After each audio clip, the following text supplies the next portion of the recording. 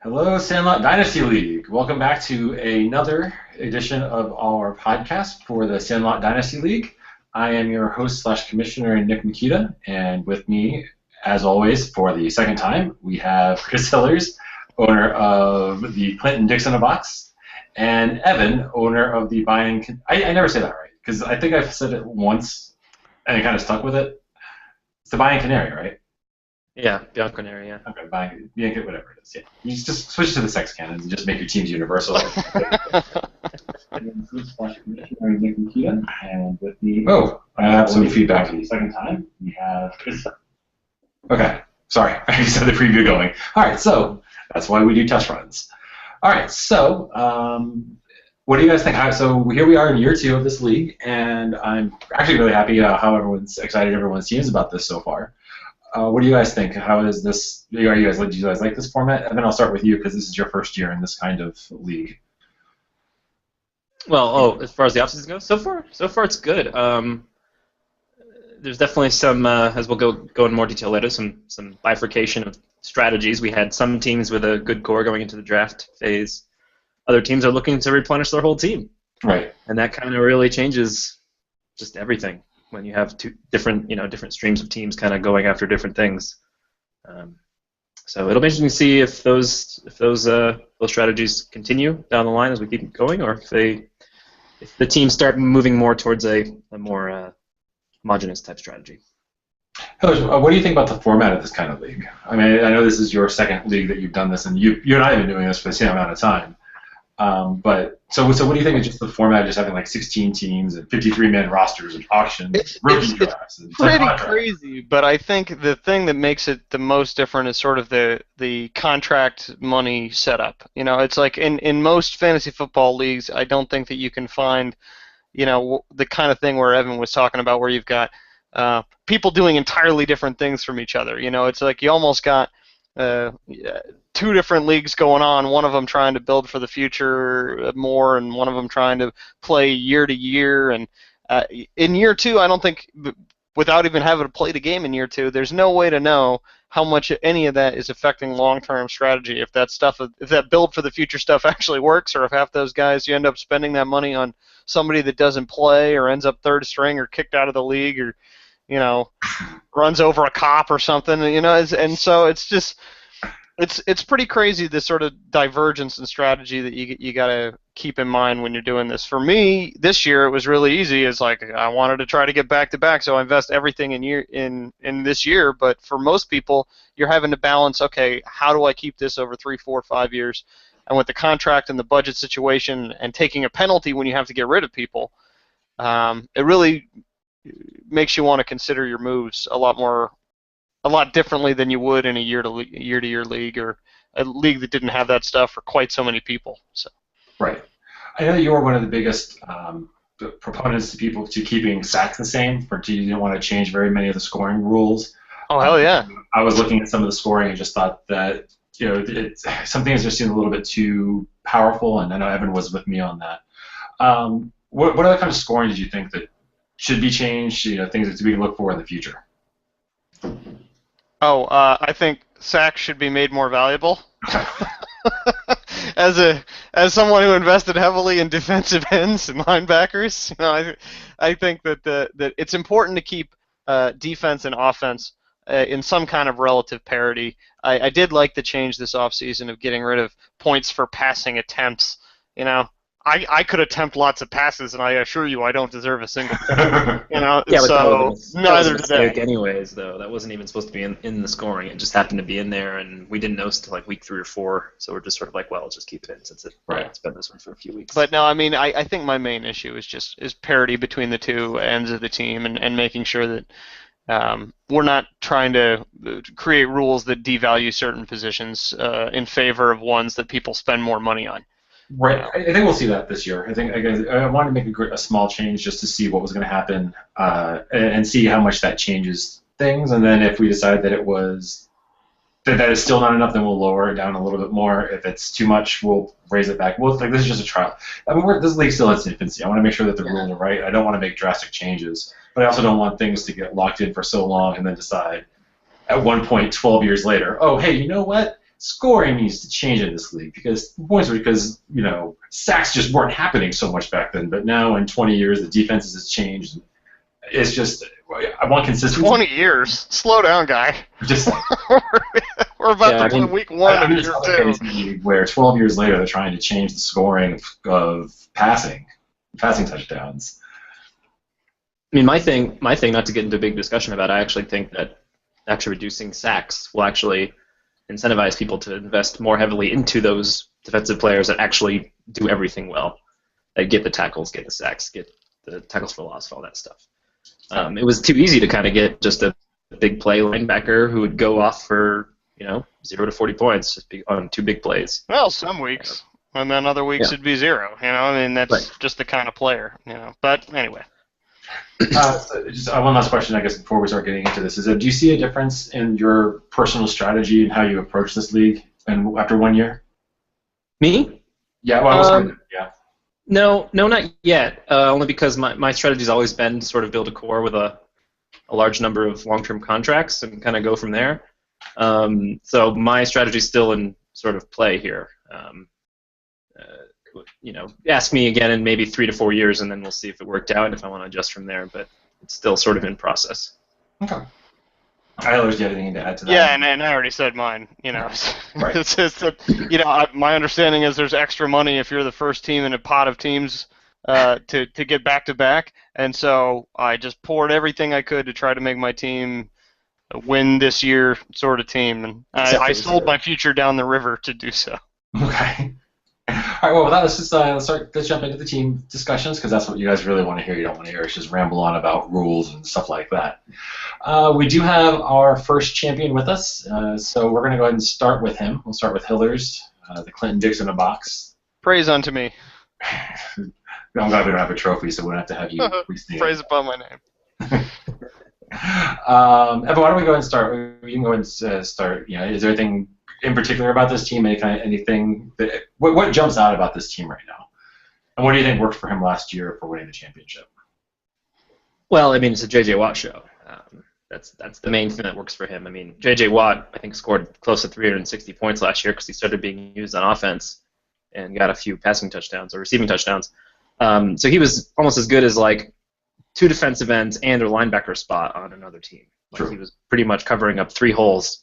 And he still had some other defensive players that were doing really well, like Levy and Quinn, all top guys. And then in the offseason, I think he got he made it to the playoffs, made a good run, and won. So those studs still work out, still kind of stick out. He's got Gronk, made the trade for Hill, which is a steal at his current value entering this year. Still has DeAndre Levy, still has J.J. Watt doing his thing. It'll be a kind of an interesting scenario to see if a team that's only defense, because he has 0 receivers. His best receiver he got in auction was Jericho Cotchery, and his number 1 receiver is arguably Brian Hartline. LaFell. LaFell, but LaFell is injured and gone to like week 10. So it'll be interesting to see if a team with replacement level receivers could actually cover that hole by the number of studs he has at the other positions. Like always, it's Hiller, so he's did a lot of trading. Some of them were good, some of them were not so good. I liked the Hill one, obviously. He traded Cutler and Yeldon and a 3rd for White and a 4th. I'm not a fan of it, even in isolation. I mean, obviously he wanted to get a good rookie receiver and traded away Yeldon for that. And get some salary cap space for Cutler, but my main issue is not the fact that Kevin White is hurt now. I mean, he's still going to be good in long term. It's the fact that he used that roster space of Cutler on Stafford, right? Who has the same bye week as his other quarterback, Flacco, and pretty much scored the same number of points as Cutler. So what's the point of making that trade? Basically, it means he swapped Cutler out for Stafford and traded away Yeldon and a 3rd for White and a 4th. I mean, maybe it'll work out, but it still leaves him. He should have invested that money basically by picking up 1 or 2 more receivers. That bye week thing was a bit of an oversight. I'm probably on the trade market if anyone's interested. I should probably go back and look at my chats, but I believe that Hillers, you said something about, this was a roster dump move. I'm not going to spend $100+ on another quarterback. Mm-hmm. No, That was part of it, I think. I view Stafford as a solid enough upgrade to Over Joe cover Flacco? there. And at that point in the draft, I had the money to spend on it and didn't see myself spending that same amount on other guys as much, so I was comfortable doing that. Okay. The second move that I didn't like, he gave up a future first-round pick for a 2014 first-rounder in Devontae Freeman, who's basically losing half of a timeshare in Atlanta currently, and he also received a second rounder in 2015. I just see it as a bad value play there, and I just wouldn't have done that trade at all. It's Hiller's, so the number of bad moves he makes, he compensates by volume, right? It's like a dartboard with him. They throw enough, he's going to hit some, and he did hit some. So in the end, this team's fate is going to be dependent on Watt, Gronk, Hill, and his studs, and his defense, and hopefully it can cover up the hole on receiver. Okay. Do you want a chance to defend yourself at all, Hillers? No, that was fairly accurate. I mean, there are reasons, but not enough, not anything to spend half an hour chatting about. Okay. Well, with that, let's go on the opposite side of the pond, or opposite side of the spectrum, and talk about Sharks.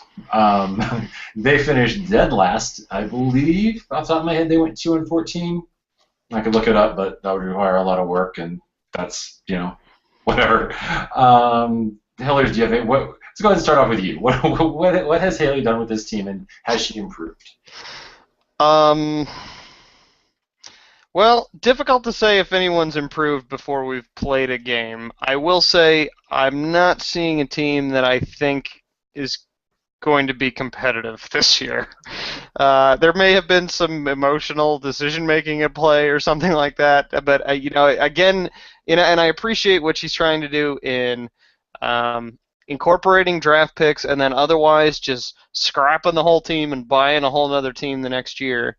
But I think you're going to find, if that's your plan, that there's less and less people of value and that you are a little more susceptible to getting bid up. And then there's some things that are just unfortunate. Like, I think there's, I don't know, somewhere between 8 and 10 free agents on this squad right now. That's not what you want to see, when you've got so many people unemployed and basically no cap room to work with, because having to cut them means having to still take, a fair bit of penalty, and there's really, after having so many teams and so many roster spots, there's just not a lot on the waiver wire unless somebody gets hurt, and in that case, you got to have the money to do it, and she's in a place where she doesn't really have either one. I think she overspent on some positions that don't really keep her competitive. I guess the strategy with getting so many kickers initially is that you'd take so many that other people had to trade you things more valuable for a kicker, but to see a $22 kicker is, like, for me, just beyond the pale, because, you can go and pick some up off the waivers, and you probably will be able to for, a few weeks, and I just can't help but think maybe that money would have been better invested in, like, linebacker, where she's got one player that scored over 100 points last year. It's just a little more look at where points are being scored on a team is I think important. It's like, don't care about position, don't care wide receiver, care how many points are coming into my team for each person. And I think that's a strategy that everybody should really adopt. I remember looking at this team a week into free agency thinking, Haley has a lot of money and not very many roster spots to fill, and that is a good situation to be in. I looked at her roster 3 days later, and I had no idea what happened. She went from having just the ability to buy like any kind of superstar she wanted and just kind of like start bullying people around to having 5 kickers, 3 punters, free agent players, a $20 Darrelle Revis, who she, like, it was just ridiculous. Like, I don't know, like, where the, I've got to buy everything mentality clicked in. But I agree that that's kind of what hurt her. I mean, I didn't jokingly, I offered her Bryce Brown, who was the handcuff to like Sean McCoy to get one of her kickers, and it was like, as your handcuff, like, you're fine, but with the shipping of Fred Jackson and with McCoy already hurt, like, that was a legit, like, that was actually turned out to be a horrible trade on my part, because Bryce Brown actually has way more fantasy value than Adam Vinatieri does. So, I don't know. I mean, I was going to cut Bryce Brown after once free agency ended because I didn't want his contract anymore, and I thought he was going to be a bum. But I don't know. So it worked once on you. Is that what you're saying? I guess. Evan, do you think that who do you think is going to do better this year, Jonathan Stewart or Adrian Peterson? Oh, well, that's a tough one. If we did it based on wait, what's Adrian Peterson's money? 200? They both would have been the same because she had the option to franchise tag. That's true. Transition tag Stewart or Perry Peterson for $173. I'd rather have Peterson, but I don't think it's that bad. That doesn't bother me either way. She got them both for me. That's a second round pick that she just tossed basically. There's some good draft picks on here. I would definitely still look into your early round draft picks of where you want to be spending those premium positions where you really want to be drafting people. She had a couple first round picks, one on Winston, which is perfectly fine, and then still went DN probably when there were still good receivers on the board, and Leonard Williams. I probably would have went more linebacker receiver there because they tend to be the more premium positions. And history has yet to back. vindicate Calvin Pryor. Yeah, that's true too. Year before, but she's done well in the later rounds too. She's still got Zach Center, who has some value maybe in the future, especially after Joyke Bell does his thing. Josh Robinson being the backup to ever on the precipice Frank Gore. And Justin Hardy, who could end up having some value in Atlanta down the line. So there's some light in the tunnel. It's just more of a focusing strategy, trying not to maybe spend $120 roughly on defensive tackles and $40 on kickers, things like that. I don't know. Okay. The next team we have going up is our second place team. Is our person who this was his first fantasy league last year. He ended up going toe-to-toe with Hillers and losing. We have Footballs to the Wall coming in. He finished second in the league. And he's trying to build on what he had last year. I don't know. I'm hesitant to say that last year was a lot of luck on him. I still don't necessarily I remember last year saying that he had a bad team, but because fantasy football, he's going to win the whole thing, and I was pretty damn close to that. He's off to a lot better start this year. I mean, he does have 3 heavy hitters in Aaron Rodgers, Eddie Lacy, and Demaryius Thomas. He did manage to get Michael Crabtree back for a much better contract. But really, after that, there's just nothing, and his defense is good. But I think that this year, everyone's learned that defense is a lot more important than people thought it was last year. So I think that everyone's defense is decent. I think everyone at least has a C defense. So for him to have a good defense, I don't think is necessarily going to push him over the top over anyone else.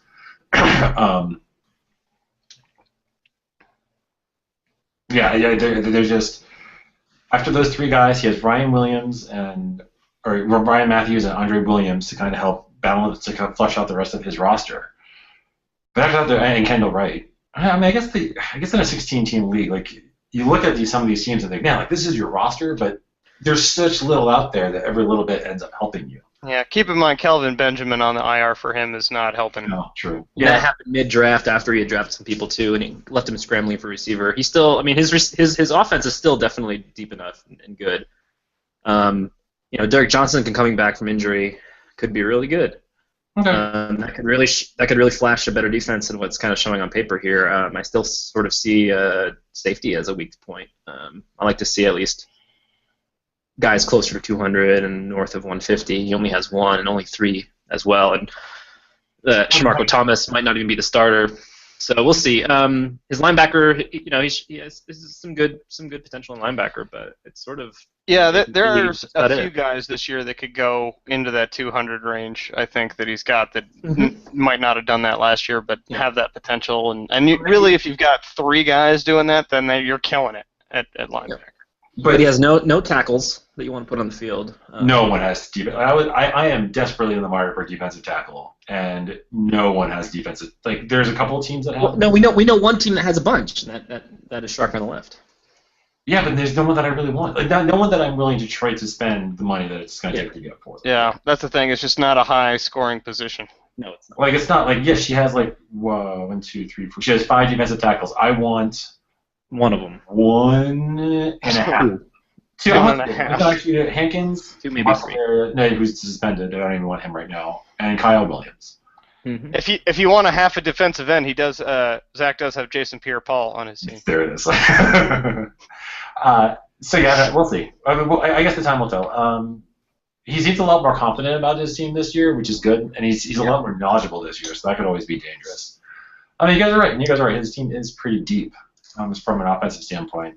Yeah, the offense actually, he scrambled well handling that emergency when Kelvin Midge went down to make sure his offense had the right depth. But I think defense still needs some fine tuning to make him sort of a major player to be able to repeat what happened. Okay. Our first expansion team, if that's what you want to call it, replacement team, we have Deflate, Get in Shape, owned by Greg Roscoe, who's one of Anthony's friends. Well, all of our friends. So I guess we met him through Anthony. He comes in, and Evan, what do you think about Deflate? Well, he was kind of stuck when he took over this team. It was pretty bad shape. Was it your brother he took it from, Nick? Yes, I think so. I think it was, which was probably one of the worst teams in the league last year. Somehow we went like almost 500. He went like 400 last year. I don't know how. Yeah, but I mean, luckily your brother gave him some decent draft picks that worked out, like Mosley and Moncrief. There's a good little core to happen. He went aggressive on drafting. Yes, he did. Definitely went. He prioritized rookies, some LBs and things like that. Frank Clark in the 5th round is I think a really good value, can really pay off some dividends down the line. Free agency again, he went aggressive. He got some top tier talent in Chandler Jones, Antonio Brown, Le'Veon Bell, Randall Cobb. Then back that up with decent sort of cheap filler with Tyrod Taylor, Audi Cole, Stevie Johnson, Monty Perfect, who's on the PUP, but it's fine. And hell, Dexter McCluster for $4, in a PPR league is pretty good value. He invested too much at cornerback. It's a very replaceable position. And on top of that, like, where's the multi-year deals? Like, there's definitely some people on his team that he drafted in that free agency that I would put multi-year deals to. And if you look up and down, most of his team, again, is one-year deals. So it's like all his rookie draft are multi-years, and everyone he drafted are one-year deals. It's going to be hard to repeat that, I think, moving forward. But we'll see. We'll see how that works out. It's a good team, though. I mean, again, because all that top-tier talent he got through the draft, he made sure to secure all that stuff. And in the end, if for some reason like the studs don't fill the holes in that roster, he then has a lot of good trade chip that he can trade some of those one-year contracts to some playoff team to get some picks and build that core a little bit later.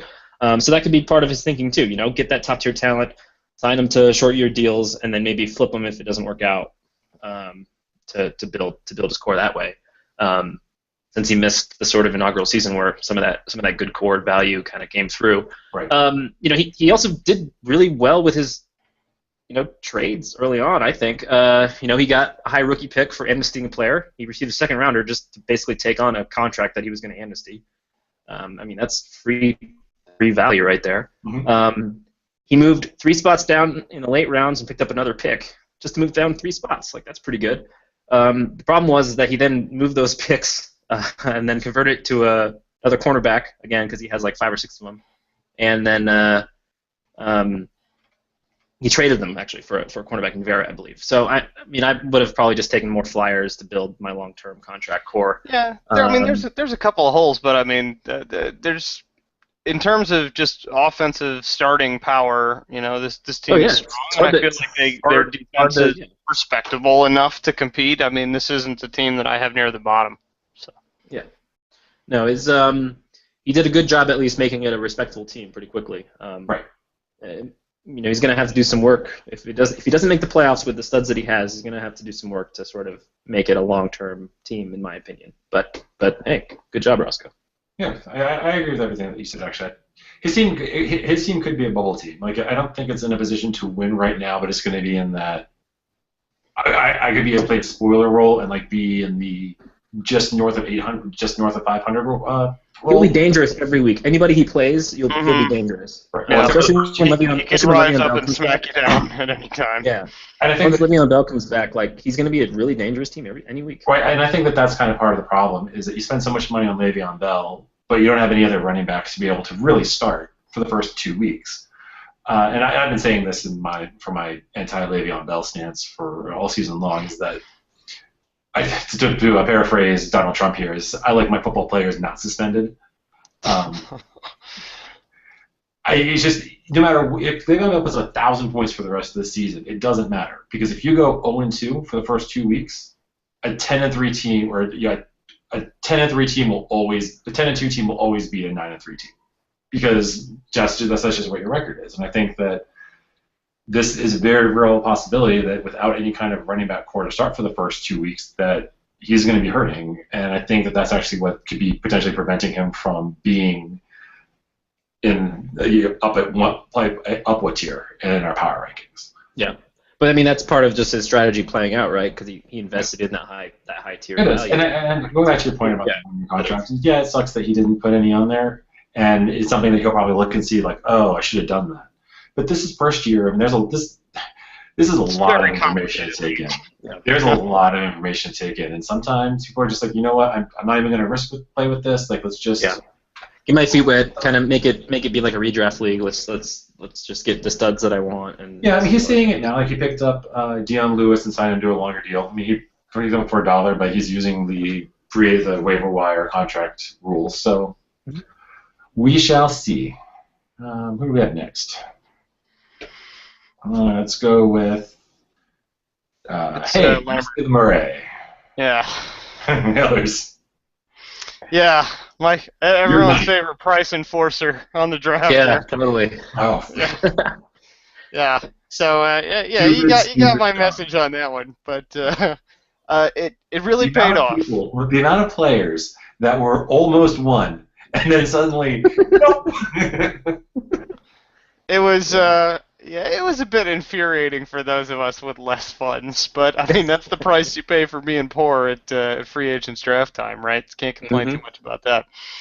I will say I like what he's done with the plays here. I mean, in terms of, I don't know if there's a more all-around solid team in the league. You know, I mean, I just feel like he could plug people in at almost any position that'll be almost as good or as if people got hurt or for other reasons couldn't play. And he invested not a ludicrous amount of money in getting a running back core that there are guys all over it that could blow up and do something big without having to pay $200 for any. Not to interrupt though, Latavius Murray and Randall were holdovers or keepers at both. Sure. Well, and some of that is luck.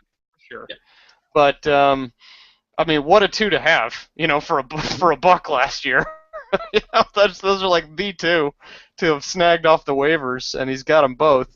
But I mean, if you look at the pattern holds true as you go down the roster here. I mean, what you want to see out of a strong roster is people up over 150 and ideally into the stud category, people up over 200.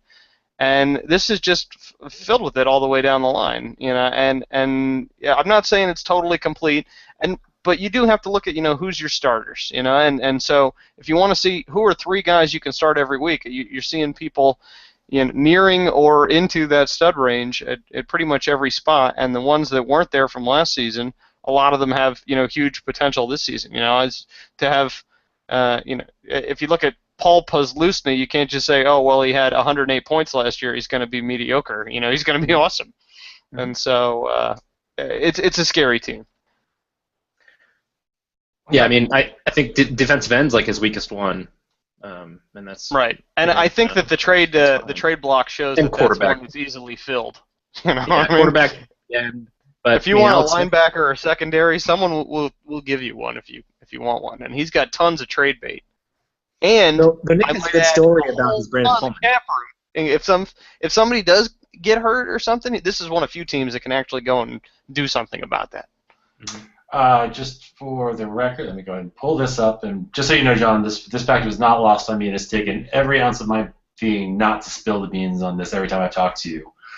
Brandon Coleman is my favorite pick of the draft because last year in the, I think it was in this. I'm not even gonna look it up because it's just gonna take too long. In the 6th round of the rookie draft last year, I think for $1, you drafted Brandon Coleman.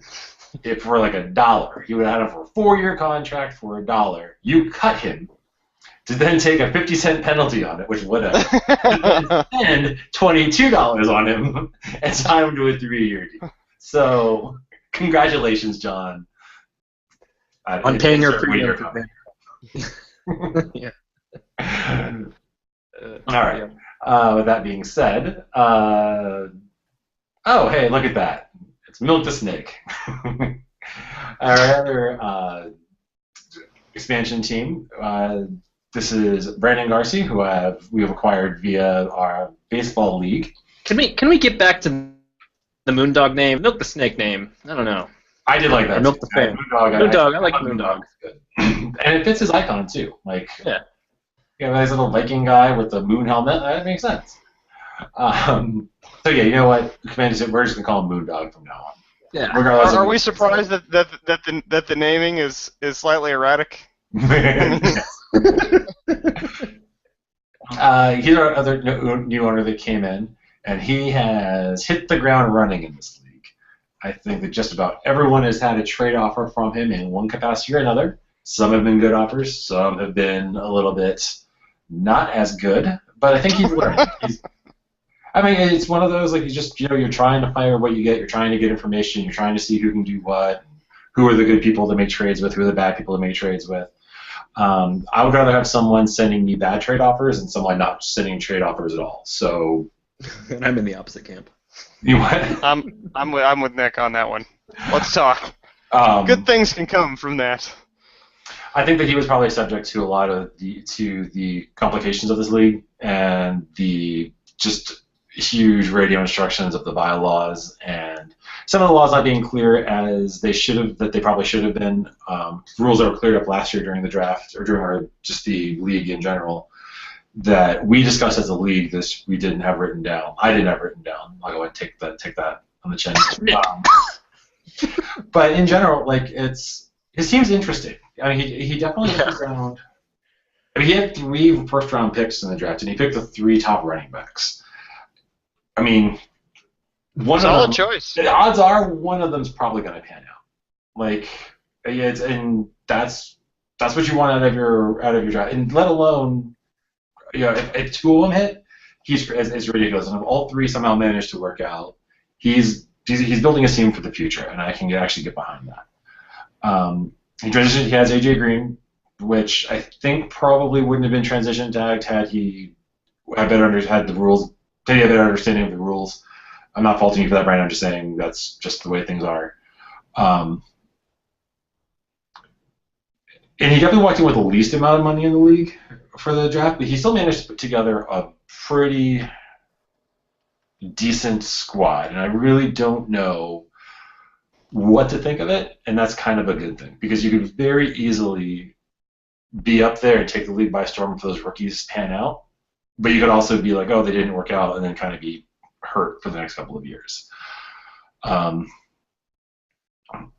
don't know. I like all that I like where the trades were going, where it really seemed like you were trying to build for the future, and you're trying to trade everything away to get draft picks, and you're like, F it, I'm out. I'm not even going to try to win this year. I just want rookies in the draft. I want rookies here. I want to just eventually I'm just gonna throw them out there, and the ones that hit, I'm just gonna keep signing long-term deals, and eventually I'm just gonna have this really cheap, really powerful team, and I'm just gonna dominate this league forever.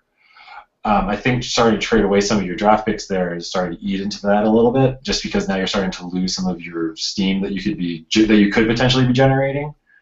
But again, this is our second year doing this league, so every time there's going to be different strategies, and this strategy is just something that we haven't necessarily seen yet, at least not to this full extent where you're just saying, F it, I'm punting. Not entirely a punt. I think there are teams with worse starting lineups in this league. We shouldn't make it out that this team is entirely uncompetitive in 2015. There are places here that. Oh no, I agree. I think that he does have a very competitive team, and his team can. if Gordon, Gurley, and or Yeldon work, if one of those work, he'll be good. I don't think you should underestimate the trade value of either, any of those guys even being like a committee guy. With some of the running back cores in this league, there will be people that if one of those guys is one of two in a committee, that you could get a lot of value from that. Okay. I don't know. I feel like I'm just kind of rambling on about his team. I think it's up in the air, and I just don't know. I'm glad to see that this kind of strategy exists in our league, that this meta happens, just because it'll be fun to watch. I mean, I'm interested to see the long-term payoff of what this strategy is going to do. Haven't you anything else to add? $164 in salary adjustments is kind of a lot. So it's like there is a cost to doing business so wildly like that. There is. That's a stud player right there, and just earn money. So a lot of that was the Percy Harvin drop, but yeah. Thank you.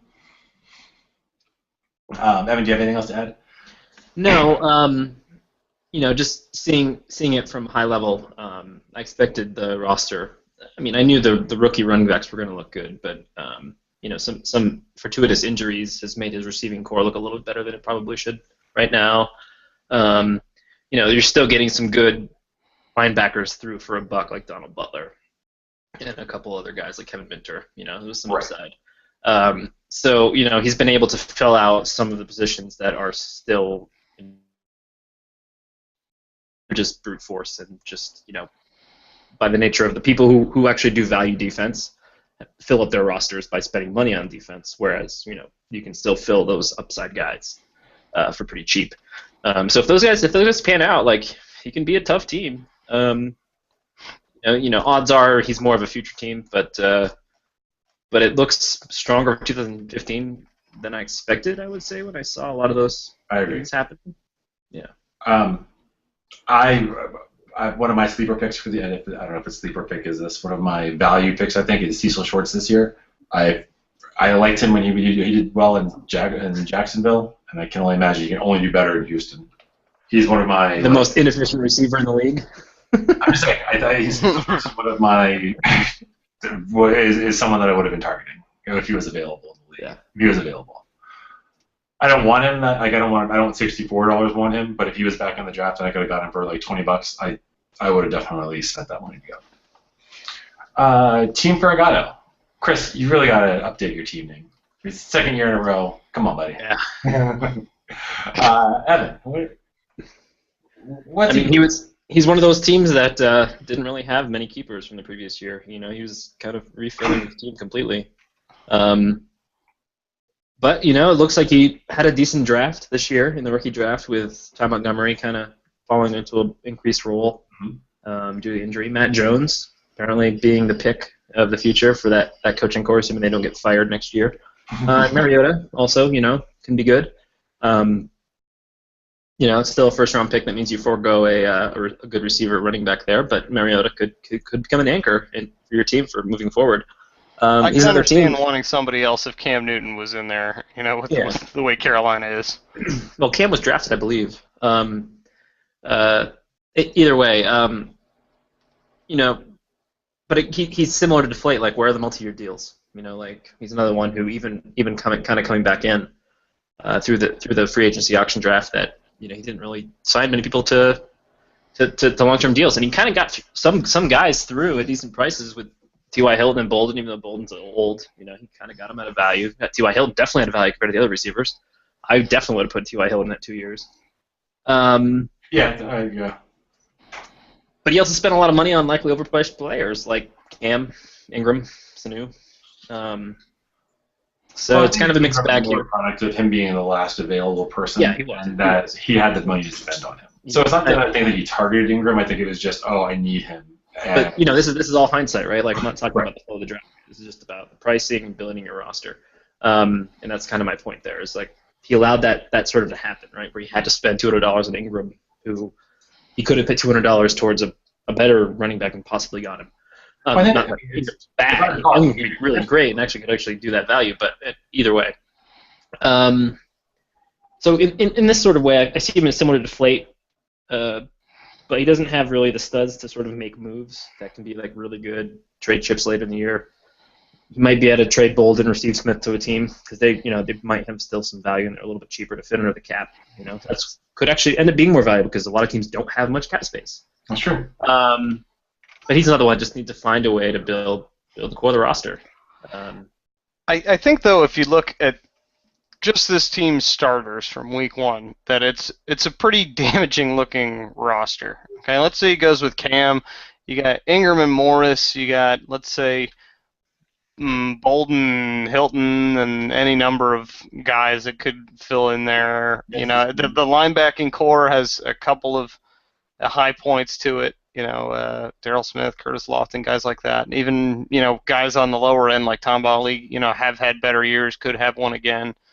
And, overall, I think just looking at the starters, it's a lineup that you couldn't sail past. It's something you'd have to be worried about. Okay. Yeah, I agree with everything you guys are saying. Is that it would be neat to see. It would have been beneficial if he took advantage of the contract situation, but maybe this makes him more. I can't imagine this is a strategy, but maybe this makes it more easy to trade those players. Like you can say, hey, you know what? You're making your playoff run and you really need a receiver. All I need is a second-round pick, and you can get T.Y. Hilton off. There's a whole subsection of the league that I think just tries to basically buy a new team every year. And I think if you're going to do that successfully, you need to have the draft picks that you acquire or that you make be ones that are good, solid contributors to your team, because that's all you're going to be able to get in terms of value. Because there's at least a few other teams doing your same thing, and it kind of drives prices up on remaining, high hype, high price studs in the draft. And so if your draft picks are not panning out, I think it's going to be tougher over time to compete when you're building your team year to year. I think at some point you need to invest in a player or a couple of players and say, I'm relatively certain this is going to be good, even if they cost, $40, $50. You might get stuck, but I don't know. I feel like you get squeezed more and more every year with this one-year strategy, unless your draft picks are really representing. Yeah, I think that there's also kind of that subset of owners too that aren't necessarily active in the email chains or. God bless you all. Or they're not on their games. They're not playing video. They're not playing games with us. So it's like they don't get that constant exposure to it, so that they don't necessarily ask the questions that get asked for the topics that get brought up. So they're kind of fending for themselves. I think that Chris kind of falls into that category a little bit, and I think he's doing fine with the team that he's with this. You make him sound so lonely. I'm not saying he sound lonely. I'm just saying that there's, when 12 of us are a close-knit group of friends, and then we have a couple of outliers, it's like, well, but even our outliers have connections to us. It's just sometimes it's just the exposure of just not necessarily talking football. We'll get you a hotline number or something, Chris. We'll start a Facebook group. For you. Speaking of Chris's, though, let's go with Driftwood. Hillers, what do you think that Mr. Rolls has to do? He kind of put up a nice little team last year, quietly. I feel like he was quietly good. Like no one. You thought it was quiet. He was in my division, so I didn't think it was that quiet at all. It's like I was always like, oh crap, I got to play this team again. It was really quite stressful. And this year, the team's still really good. I mean, you can call it a poor man's "Hey, must be the Murray." It is that a bit, but I mean, it's an incredibly scary team with a lot to offer. And again, if you just look at who is he starting, he's got really scary positions in the offense. And then I feel like this league, the strategy seems to be that if you want to get a competitive edge, then you should have it someplace in the running backs, wide receivers, or linebackers. And he's got all three of those very well accoutered here. Between it's not deep, his running back core, but Marshawn Lynch and Lamar Miller are perfectly good starters.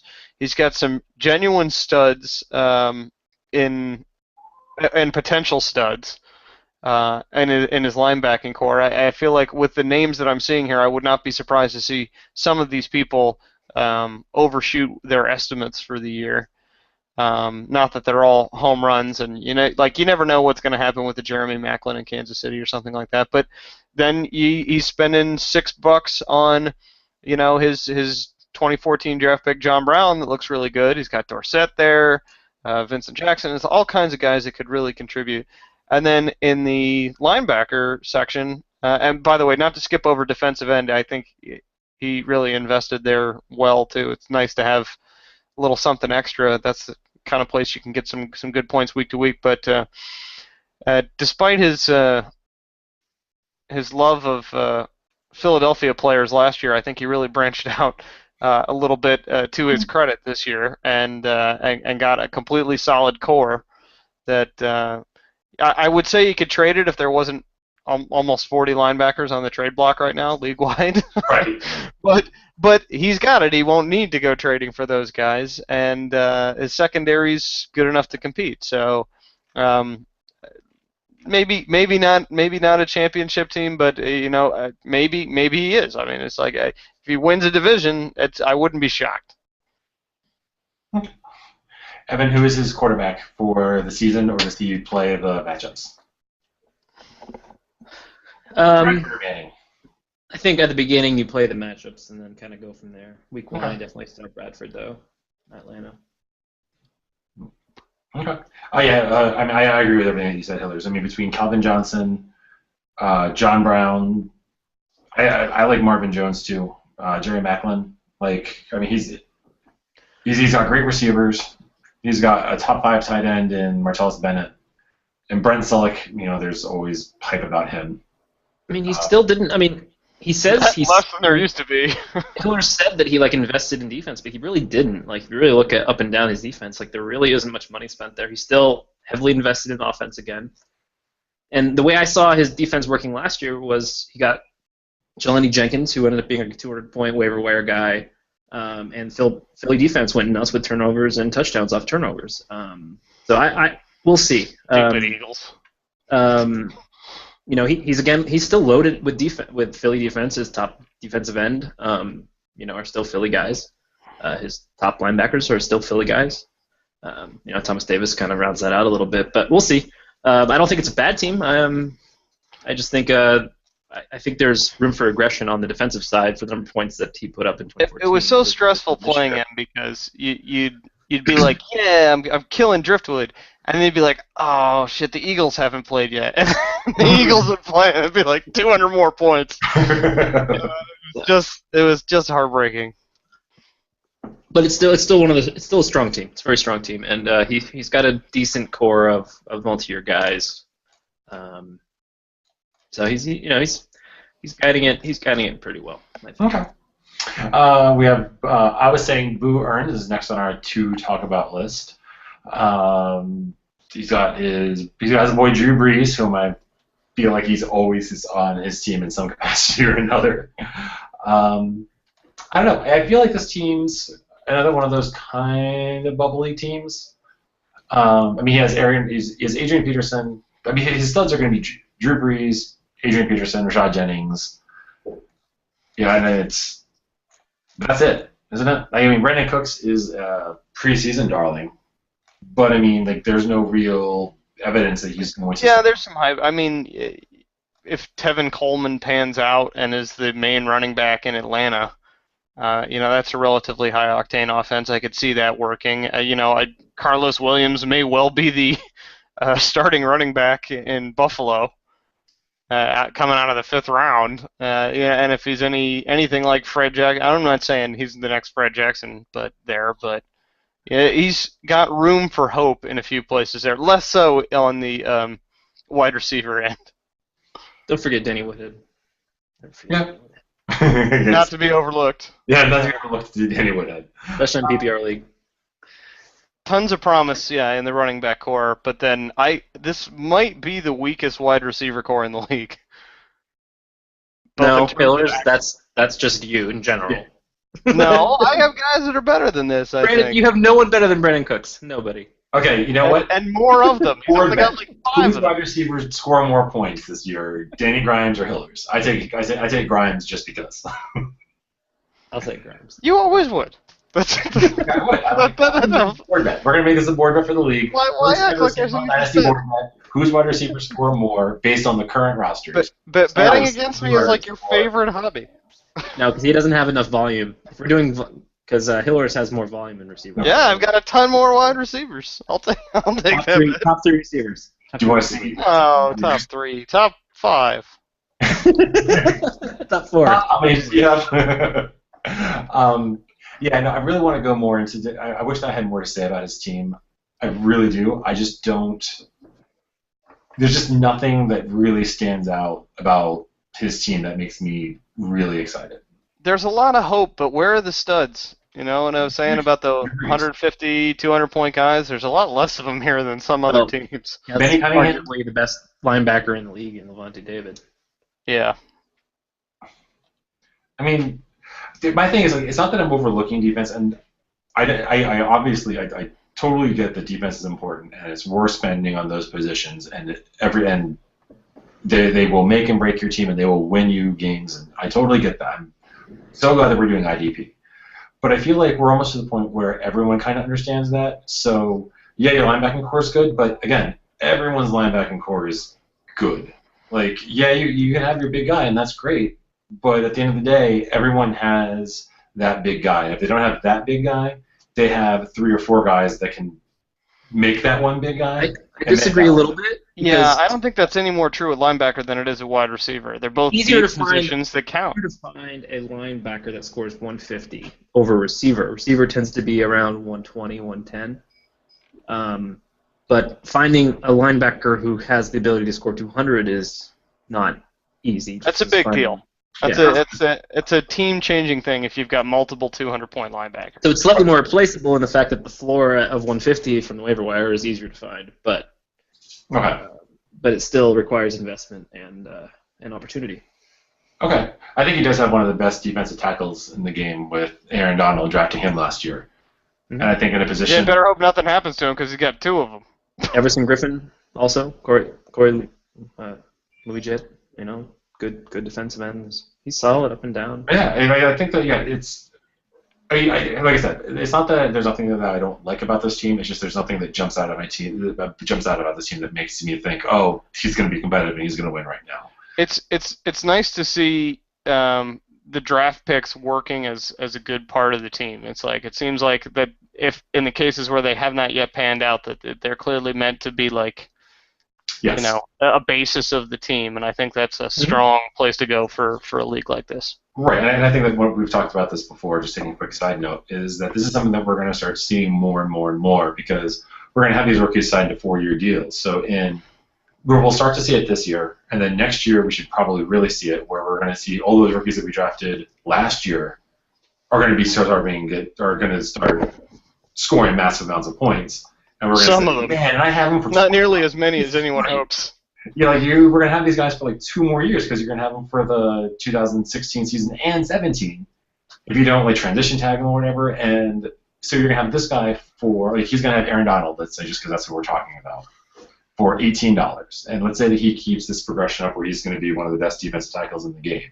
And it's like, well, I really need a defensive tackle. So you're going to look at someone like, I don't know, Vince Wilfork, because he's the first defensive tackle that pops into my mind. It's going to be like, well, I really need a defensive tackle, so I'm going to spend $80 to get him, and he's still only a 90-point guy. We're going to see so much crazy inflation in the next couple of years with players, just because our rookies are going to be so low that we need to spend more money to get those higher-priced players that are free agents. I don't know. I'm really excited to see how this is going to pan out in the next few years. But with that being said, the Weeniers, the Masters of Elegance, are next on our to talk about list. Evan, why don't you go ahead and lead us in this discussion? He was new. I think he was new to fantasy football when he joined our main league a couple years ago, or relatively. He was new to the auction format. He wasn't new. Okay, new to the auction format. Yeah, sorry. But he's kept, he's picked it up quickly, and built a sort of solid team. No real obvious sort of like issues. Not necessarily something that might exceed, but he has a few decent keepers like Tannehill, Edelman, and Jamie Collins. Unfortunately, Tannehill was a victim of the holdout, and I think Collins as well. Tannehill wasn't the holdout. He will be this year probably, but Edelman, who? Sorry. Oh, Edelman. Yeah, sorry. Yeah, Edelman wasn't, but he was probably close. But yeah, and in the draft he's kind of prioritizing for the most part, the right positions, by going Amani Cooper, Funchess, and Stephon Anthony, in the 2 rounds. He also had another pick in the first round, which ended up being Max Williams. I think it's a reach, but we'll see how it pans out in the future. I think this team is, at least for 2015, is really beholden to the fate of Arian Foster. If he comes back quickly, he'll be a force. If he doesn't come back quickly, his team's probably not going to be able to handle it. Got a fair amount of free agents hanging out there. He does, and that's yeah, he does. Got to be happy about that Ted Ginn situation, though. Yeah. Way to stumble ass backwards into that one. He might also want to get a defensive tackle that's actually going to play in Week 1, because neither one on his roster currently are. Linebacker similarly has depth issues. Yeah, he might want to be able to move. He might want to move running back once Arian returns, though, to get some defense help, because as Hillers notes, that there's some issues there. I don't know. It's rough. Like some of the moves he made, the trades. I like the Verrett trade. I think he'll win on the Huff deal. But it seems more like he might be jumping the gun a little bit too fast on certain things. Maybe be a little more patient. We'll see. Who is Huff? We'll see. Huff, the receiver on Philly, who basically got supplanted by Aguilar this year. He traded He traded Huff for a 3rd and 4th round pick. Oh, okay. Yeah, which was a good deal. So he got savvy move. Yeah. Yeah. So he's making good moves. I don't think it's quite his year, though. I don't think it's quite his year. But the decision making isn't egregiously flawed from what I see. Okay, he definitely has great running backs. And I think that'd be the question. Is again, what does he want to do with them? Like when Arian returns, he has a decision to make. $100 is absolutely ridiculous for a 3-year deal. He has Forte, Dunbar, Bell, come towards the end of the season where he's going to be like, oh, hey, you know what? I'm out of it. How many draft picks do you want to give me for Matt Forte? Who wants Joy Bell? Who wants this guy's come at me and I can, I'll. Those running backs that are still employed, it's certainly possible that he ends up setting himself up a little cottage industry in backups and handcuffs. Yeah. So we're talking about our second host now, Evan. Hillers, what are your thoughts on Evan's team? Let me bring him up here. One, relatively foreign and unpronounceable name. It's a little inaccessible. Don't care for it. But met Evan. But I think Evan, it's clear from looking at his roster, ascribes to a similar philosophy as I do, as having as much ammo as possible in the running back, wide receiver, and linebacker positions. I think he's got about 50 of each of them. And so depth is never really going to be a concern for this team. So after that, you look at starters, and there's some hopefulness, maybe more than current capability in the running back situation here. I think it's important for this team to be successful that Amir Abdullah pan out and be a really good running back, because the rest of these guys, I don't know. I have no confidence in Andre Ellington's spot in Arizona. Isaiah Crowell, maybe. It seems like it could be just fine, or it could be a real disaster. He's a little bit safer, a little bit on more solid ground with the wide receiver situation by having at least 3 or 4 starters there on any given week. Like a bye week is not going to be a terrible problem for this team in wide receiver. I think what you're looking at with this roster, where you have pretty much reams of people in that 150 to 200 range, is that he's going to be putting up a good to great score weekly, and so that you'll need to have a better week to get past him, and that kind of team is always tough to beat and typically makes it into the playoffs because there is a lot that happens over the season. People get hurt, people get suspended. I think everybody's got at least 4 or 5 people that, if not they're on the injured reserve or questionable or suspended or something like that, and you need to be able to weather that. He may have some tricky situations in those other positions that he did not get as many guys in, like cornerback or safety or to a lesser extent defensive tackle or something. But everyone that you want to start, I think you're going to be looking at something pretty solid straight down the line. And unless some emergency happens with this running back situation, I think this is at least a playoff team. So if I just make sure I heard you correctly, I believe your strategy when you're playing Evan is to score more points than him. Yeah, but like drastically more points. Not by a small amount, like a lot more. That brings out for you. That's the week that you want J.J. Watts catching a couple of receiving touchdowns in addition to his snacks. So. I agree with you. I think his running back core is actually kind of. To have all your faith right now in Andre Ellington, to walk into the league, to be starting week 1, knowing that Andre Ellington's your guy, has got to be a little bit scary. We'll see, but I guess we'll see. And aside from that, yeah, you got your DeAndre Hopkins for a multi-year deal, which potentially is going to work out for you. I mean, Alshon Jeffrey's already hurt. Latavius Bryant's suspended. I mean, you feel like you're already starting. You're starting the season on the wrong foot. I feel like. Are you at all worried about that, Evan? Well, yeah, I would say it's funny. Last year, I had a ton of linebackers coming out of the draft, and I think 6 of them got injured, and I had to pick up linebackers off the waiver wire. So this one, you said, I'm going to have 15 this year. So no, I still have most of those linebackers. Most of them were all. I only picked up 1 in the draft and traded away 1, so I have the same number. But it's funny. Last year I had a good defense until they all got injured, and this year I'm really testing my depth on my running back and receivers already between suspensions and injuries. Michael Floyd, dislocated fingers, Alshon Jeffrey, who returned to practice today, but has been sitting out of practice for a month. Taliaferro, MCL, Spiller, knee surgery. I'm not that worried about Andre Ellington because it's PPR league. It doesn't really matter that much. Yeah, I mean, running backs are the PPR thing with running backs really messes with the values there. So whatever the risk of Ellington leading it, I still think he will be the third down guy either way. So it doesn't matter.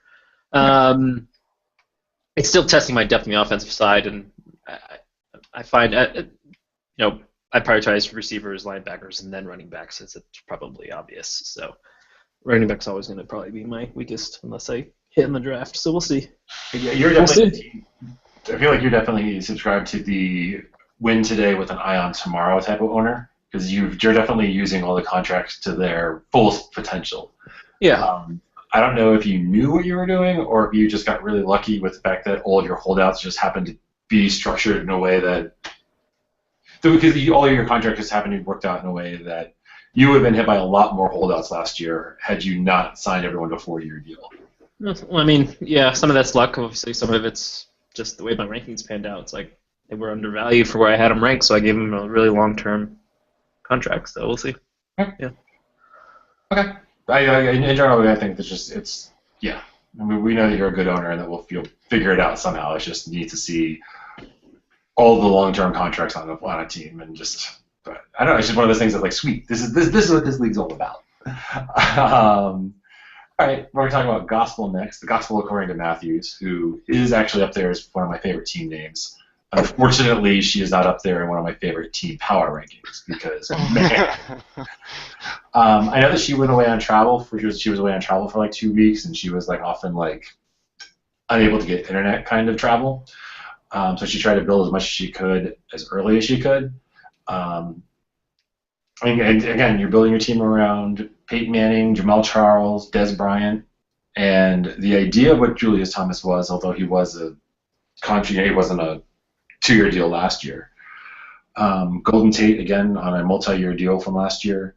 So you walk into the league, so you again, stars and scrubs is what this is playing. I just don't know if there's enough stars to make up for the scrubs on this kind of team. Would you guys agree with that with that statement? Yeah, there's just a couple of issues that I think is going to become potentially problematic as the season goes on. I'm looking at the linebacker core, and I see a couple of free agents and a rookie in there. You know, I'm looking at the fact that there's no backup quarterback. You know, that's something that could come up to bite you. It stinks in the sense that if something happens to Peyton, it hurts. But that could be a viable strategy. This kind of format where I'm not going to spend $50 on a guy that I'm going to start once. So I'm just going to go ahead and punt week 7. That's what I did last year. I went without a quarterback. Yeah, you can certainly get stuck that way. It's an unfortunate situation. I mean, in the same way as what you were saying about Le'Veon Bell, you know, 2 weeks is a big deal. Well, 1 week without, you know, sacrificing, you know, as many as 30 or 40 points, that's a big deal. You know, that's makes it a lot tougher to win. And it's also assuming she will make bad players on this, but I'm not seeing a lot of bursts. You know what I mean? Where there's going to be like ridiculous 400-point weeks. Certainly, there's a lot of hope and a lot of good things to be had, but it's not all at value. So I don't know. It's just it's tough situation for this team this year. Okay. I think that. Do you think that making a play to try to?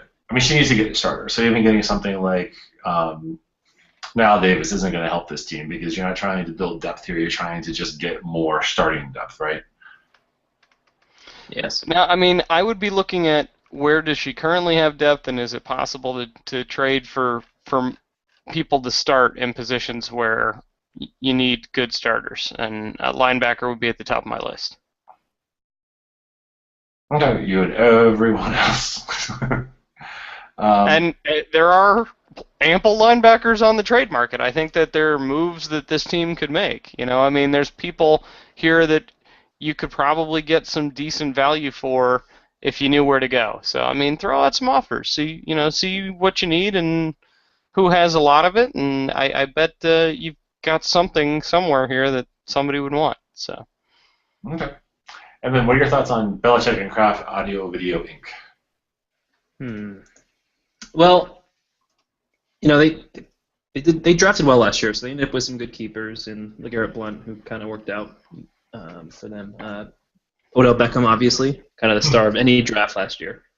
Yes. Jordan McKinnon, who will probably be good at some point in the future. He showed enough to, you know, once Adrian Peterson kind of goes off in the sunset, that McKinnon can kind of do something. Bridgewater shows a lot of promise as well. So, I mean, that little bit core of a team, you know, LeGarrette being the most, probably the oldest of that core, is not bad. The problem is they don't have much on the defensive side at all. So they moved into this rookie draft without a first rounder. So, and then even after that, they went DE, wide receiver, and safety with 3 second rounders. And I think their safety is a second rounder. I just think is a little bit of a reach, but we'll see. You know, Beasley and Coates, it's fine. Good premium positions, things like that. But they're another one of those teams where they have a lot of single-year contracts. Right. Yeah, this is a team clearly built on hope. You know, it's like you hope Frank Gore holds up another year. Yeah. You hope Doug Martin holds on to his job all year. So my point about that trade is they traded their first rounder for Gore, right? Yeah. In a package deal, but they weren't really built for the playoffs, and they didn't even seem to go in full bore on the auction to make sure they could easily get there. They filled up with serviceable starters in Marshall, Martin, and it's like, well, you hope Marshall is anywhere near where he was on the Jets, but most people when they go to the Jets go there to die. PPR, but at some point you almost need to, if you're trading your first round pick for Gore, who really only has 1 or 2 years left, I feel like you should be in a this year team in a position to really make a push this year. And I wasn't sure that even that core back then was ready for that. And again, you know, it's just the presence of a lot of single-year contracts and a lack of really top-tier talent on the team. So, but they've been drafting pretty well. So maybe that's where they should have been focusing their efforts in instead of trading away first round pick, focusing on where they succeeded in the draft a little bit. But Okay. I don't think they're a bad team. I just think they're just sort of a blah neutral team in a way. I don't know. Okay. I mean, he definitely has some pieces to build on for the future. Yeah, they do. I mean, Bridgewater and Odell Beckham right there. Mm-hmm. And that's if you just scratch your team and you walk into the draft next year with 45, 55, call it $70-ish spent. So you walk in with $1,300 in the draft to spend, you're going to be okay to draft everyone. So yeah, I think that I agree. I agree with what you're saying. Not for you.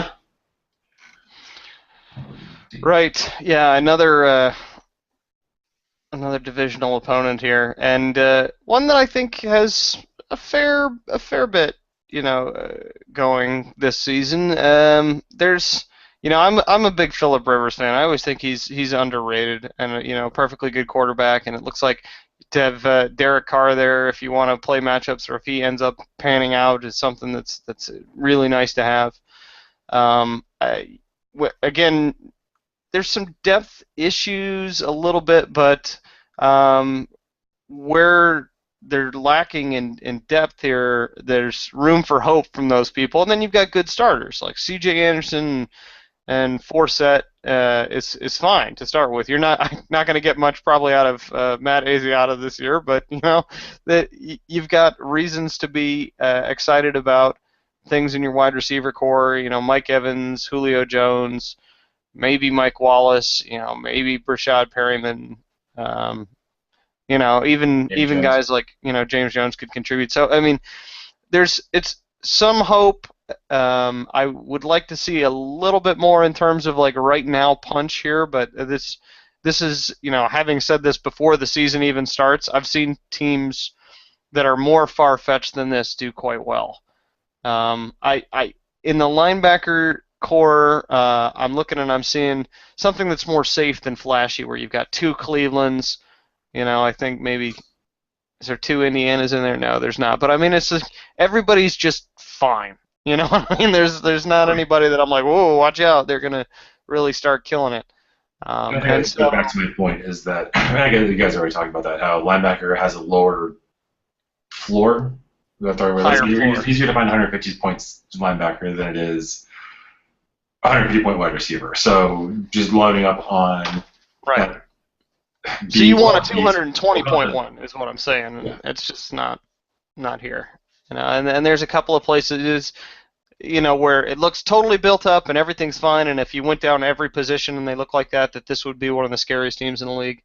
But I just not quite there on all the positions. Right. You backed into. You got really lucky with James Jones signing back with Green Bay. Yeah. So. So if you're basing this off, if you're looking at a numbers game where it's like, oh, he scored 173 points last year, that was 173 points with Derek Carr throwing to him. Yeah, but before that, he had the touchdown title the previous year. I mean, that's not going to repeat itself. Well, and probably not, but it's worth noting. Mike Evans' score was tied for third most touchdowns last year. That's not repeatable. Touchdowns are fluky, and he does have Chris Gibbons, who is known for his what? He's known for his speed. Okay. All right. Anthony. It's about time we talk about him. We saved the last for last. Well, yeah, saved the last for last. Well, we haven't talked about me yet. Hey. Yeah, I know. I know what I said. I still don't.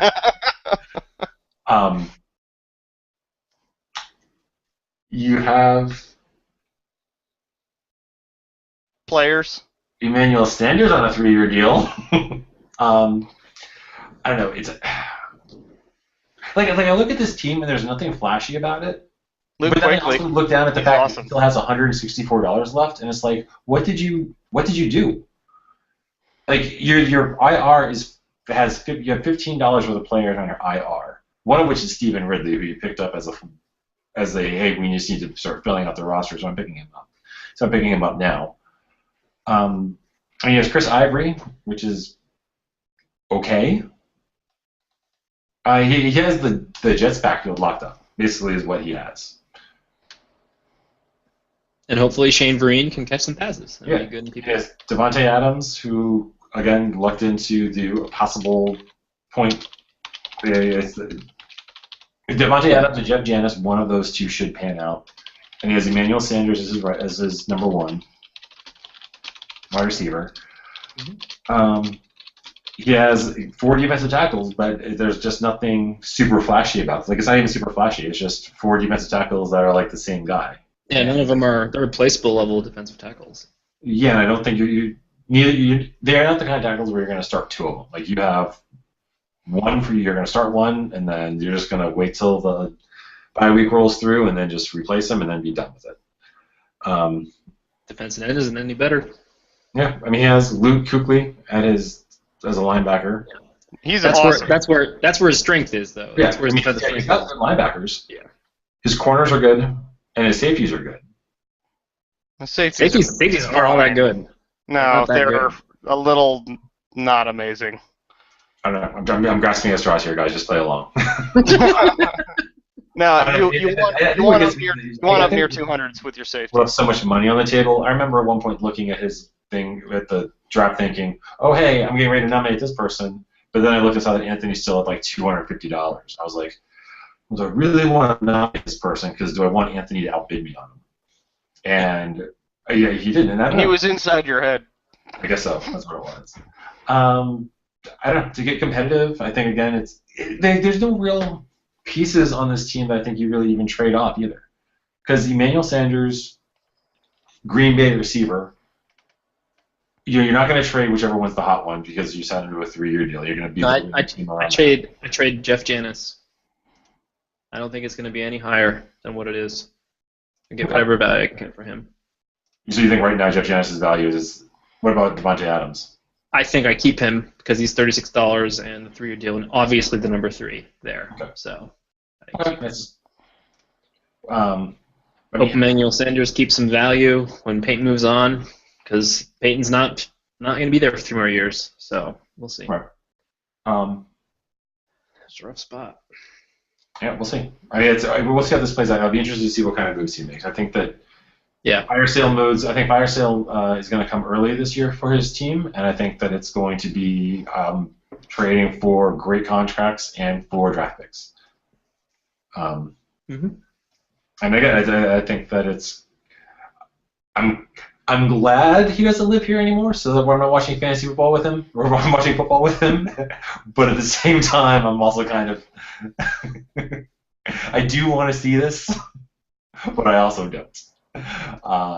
And so I guess that's actually all I have to say about that. And then I'll let you guys go ahead and tear my team apart.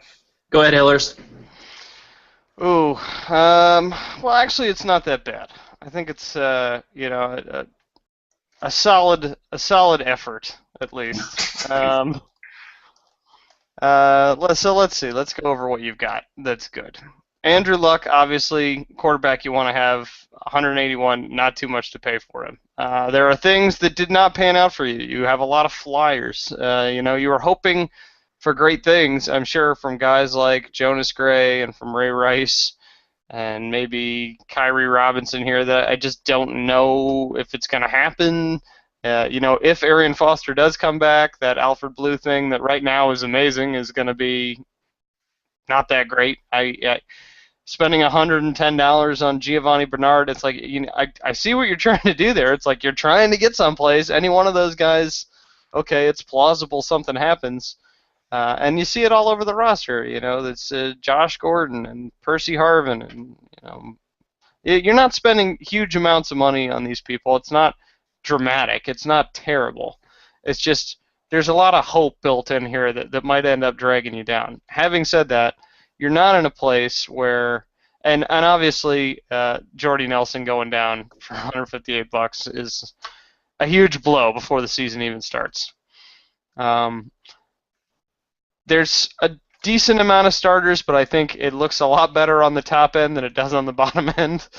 And that if you get lucky, then you'll be in contention and you'll be a playoff. If 2 or 3 of these guys that you're hoping for pans out, then you'll be in a playoff contention type of way. You've got some guys that didn't really have much last year that could be really great for you. I'm particularly in the linebacker core. Kiko Alonso, Sean Lee, Bud Dupree. These are all guys that could be great. So it's pretty much.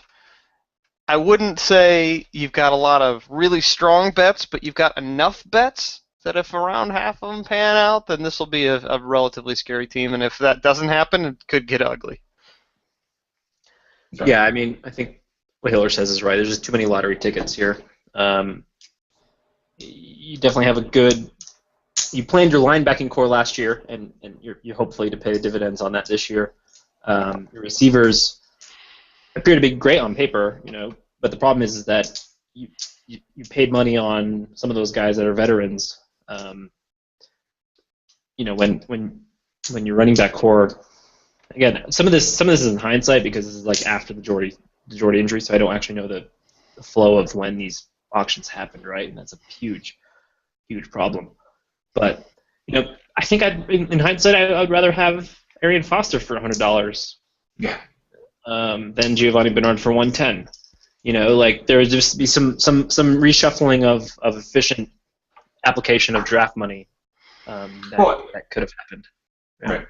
Yeah, and some of these that might have been used as trade bait are being snatched from you, too soon. Like I'm sure you were hoping to have, Jimmy Garoppolo for 4 weeks and then Robert Griffin for some amount of time, and it's just all being snatched away. And if that keeps happening, it's going to be ugly. Jonas Gray got fired. I was like, whoa, that's. He was supposed to be a Week 1 starter. Supposed to be. Yeah, right. I mean, it's just fortunes do not seem to be trending your way. We haven't even had a real snap yet. But that's the risk with some of those lottery tickets, right? Yep. So I mean, that's where you're at with that. Yeah. You're kind of stuck. You're kind of stuck. You have a lot of lottery tickets. You have a lot of veterans, and you have some good contracts like Allen Robinson. I thought it was a good move for you to go and get Percy Harvin for some amount of money, considering how much cap room you have. I mean, it's like we're at a point in the season where it's like having a whole ton of cap room is only going to be good for one team when like 1 or 2 people go down. I went all last season without really drafting anybody. Spent all my free agent money in the last week on Adrian Peterson, and it was fine. There's so many people drafted that the chance of something really drastic coming out of the waivers is slimmer. The Shine of Christian Michael guys when you see them, spend that money. The Shine of Christian Michael can kind of be put back on him now that he's been traded to Dallas, who has a much clearer place to at least get a chance they didn't have in Seattle. But it's he doesn't have many anchors though. That's the thing, right? Like he takes a lot of flyers. It's like where's the big points coming from? There's no albatross on his roster too. Like he has a good amount of multi-year deals with a lot of lottery tickets, but cornerbacks. All the veterans. I mean that's a all nit. The veterans. Yeah, the secondary could use some work. Yeah, cornerback. It's replaceable. Cornerback and safety could use some upgrade. Yeah, but anyways, I think you might if things roll right for you this year, you might be pushing for a playoff spot, but I think you're gonna fall short. Okay, that's like I did last year. Yeah. Okay, yeah, I mean you guys are right. I think that the whatever. I'm not going to defend myself. You guys are right. Okay. So let's just go ahead. I mean, what's the point of defending myself? You guys have it is what it is. The Ray Rice thing didn't pan out for me unless he gets signed mid-season, which I don't think ever happens. The Josh Gordon thing, if I can get him to take a flyer for the next, obviously he's not playing this year, but if something happens next year, and I don't know. Yeah. Okay. So let's get the power rankings and let's get out of here. So let's get into power rankings and get out of here. So we've got to go ahead and just did a consensus power rankings for everyone instead of doing 3 different power rankings and breaking them all down and blah, blah, blah. Which I'm sure will be completely accurate when we look back. Oh, yeah, absolutely. Yeah. We might as well throw in some chicken knuckles, down and spread the entrails and figured that out as trying to guess. Preseason predictions for the end of the year are always hilariously bad. Okay. So these are just the power rankings necessarily for the season. This isn't necessarily who we think is going to win the whole thing, are they? Yes. Or is that what we think? Okay, then we just start at the bottom and work our way up then, right? Yes. Do we really think this? Okay. No. The power ranking. So it's more tier based. It's not necessarily order based. So like the person at the top is not likely to win. I wouldn't say that. Okay, yeah. So instead of assigning a value to each team, we've just kind of broken everyone up into tiers, and our coach is kind of rolling with it. So our bottom tier, in no particular order. No particular order. Well, except for the last person. Except for the last one. We have Shark on the left, Team Farragatto, Gospel according to Matthews, and Anthony for the Key West. What is your team name? The Key West. Fighting Conks. Fighting Conks. Yeah. Others, do you want to go and take the next? Do you have the next tier right there? No, I didn't have it written down. I had my own. Okay.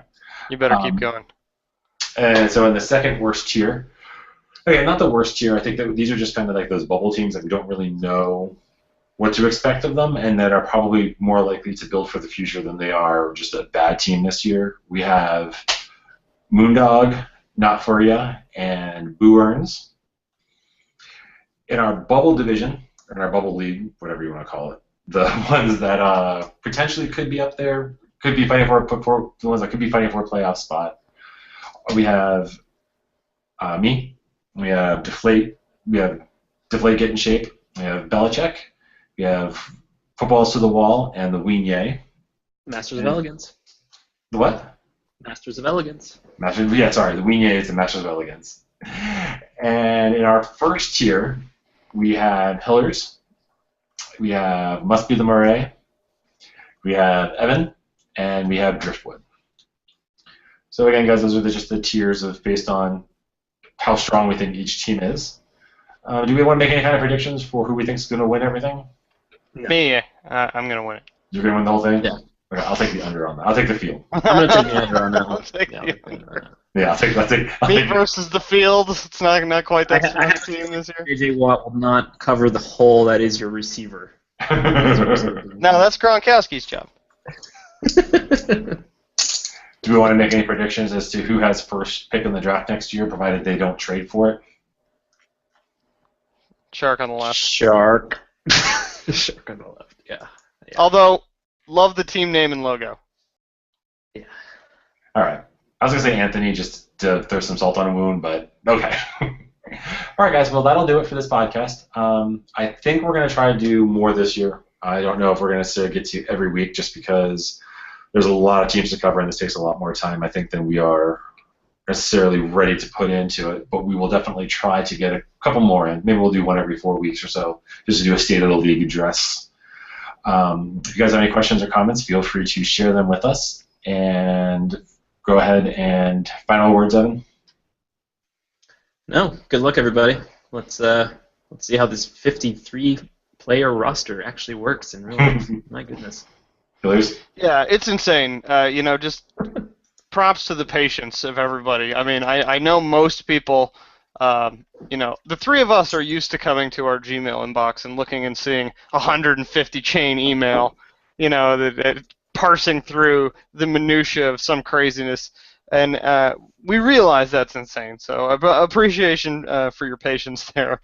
And then even just like on knowing what the rules are, there's like a dozen pages of them. It's pretty crazy, but it's kind of fun to go sort of a little bit further down the rabbit hole in a league like this, and I hope it goes well. You guys are absolutely right, and it's a big thank you to all the patients for everyone. I know that I'm responsible for sending out a lot of emails, and I'm trying to keep them organized, at least for the people that have Gmail, so that way you can just... And then the correction emails to the ones that you sent out. The what? And then the correction emails to the ones that you sent out. Do I send very many correction emails? Yeah. Do I? I think it's like, I misspelled this, or this was wrong, and then, I really meant to say this. Like, I don't know. This league is... Sometimes I just want to sit back and I want to write an email that says, not from the Sandlot Dynasty, with the Sandlot Dynasty tag, say, this is just Nick the owner talking, F y'all. Like, there's definitely, I definitely try to have a different type of mentality, a different kind of wording when it's like coming from the commissioner and coming from me, just because I want to make it sound more official for things that we can document things. But it is horrifying that that's the same source. I know, isn't it? I agree with you. But yeah, you guys are all doing great. I appreciate. I like the fact that everyone's getting involved in the email chains, and we have some battles going back and forth. All props to all the new people, props to everything. Just you guys are doing great. I'm really glad you guys are making the job really easy. Actually, I know we can get into stuff, but in the next, hopefully next year we'll have less and less. As this goes on, we'll have less and less kinks and more documentation that clears things up. So just bear with us as we are in our infancy in this, and hopefully in the next year or two we'll have all the kinks worked out and we can run this smooth. All right. Well, thanks again, everyone, for listening. And for Evan and Hillers, we are done, and we'll see you next time. Enjoy the Thursday games. Woo! Go Patriots!